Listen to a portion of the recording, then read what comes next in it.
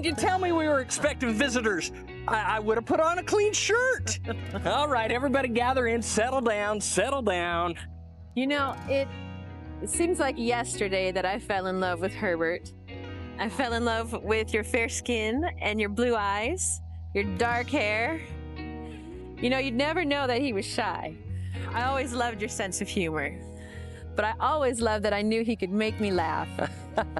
And I knew I loved you and fell in love with you the first time I saw that tiny little freckle-faced, blue-eyed girl. Mabel was always so easygoing, but always so happy. She just had a glow about her. I'm so glad you married me. Well, then came our children, Ronald, Hazel, Udell, and Warren. And then our hearts were broken when our next little son was stillborn. That was so hard on both of us. We just felt empty inside. It was really difficult to make any sense of that loss. Yes, but then came our sweet Delma, and then our little caboose, James Ross. Yeah. Some of my favorite memories were when we would gather around and Ronald would pull out his fiddle, and we'd sing along with him all night long as a family. I could listen to your tenor voice for hours and hours. Let me call you sweetheart, I'm in love with you. Oh, hush now, you're just showing off.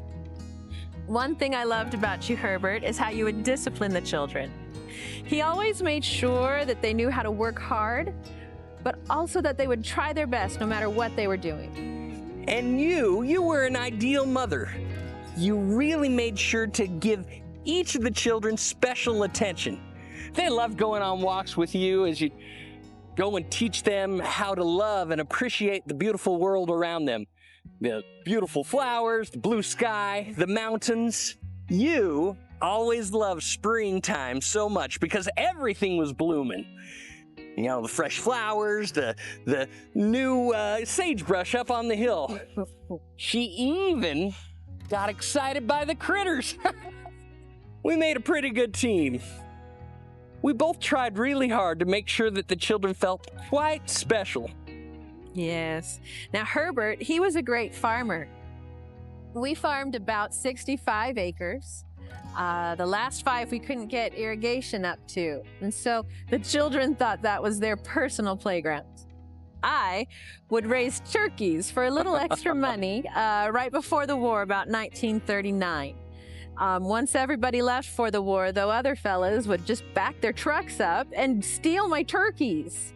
That stopped once Dell got home. I think whoever was doing that figured that with the men back home from war, they couldn't just get away with stealing everything. You had your turkeys. I had my sheep. And that reminds me, there was the one time that our little Delma got chased by that old ornery sheep.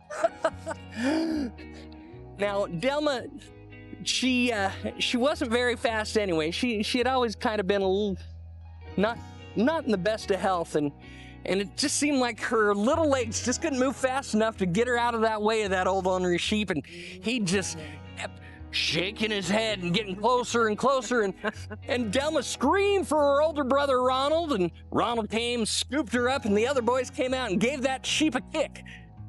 I gave that sheep a good shouting that night, and we all had a good laugh. Except for Delma. Yes, we could always make the everyday fun. Yes. Sure did. Now, well, let me tell you about the time that Herbert had to dig a road in the winter. It had to go from our corral, across the bridge, over the canal, and then down a steep hill into the pasture. The kids had a sled, but it couldn't really take sharp turns very well. And so more than one of the children ended up in the canal that winter. You remember when the old road supervisor left that, he lit that big stump on fire, and he left it there to burn itself out. Well, we didn't pay much attention to it until later that evening when the wind picked up and those flames got really, really big. I was so terrified. I can close my eyes and still see the silhouettes of Herbert and the boys fighting that fire. Do you see my medallion? That is because I am a Gold Star mother. Our oldest son, Ronald, he was killed overseas in the war. He died April 20th, 1944. I remember getting that telegram, and we didn't really want to read it. We had two boys out fighting, Ronald and Dell. Now, Ronald was our oldest, and so we really relied on him to help us so much around the farm, and when we read his name, we were devastated.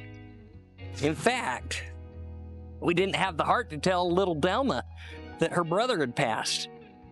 She was up in the hospital, and she was fighting rheumatic fever, and so we waited for a little bit until she was doing a little bit better before we let her know.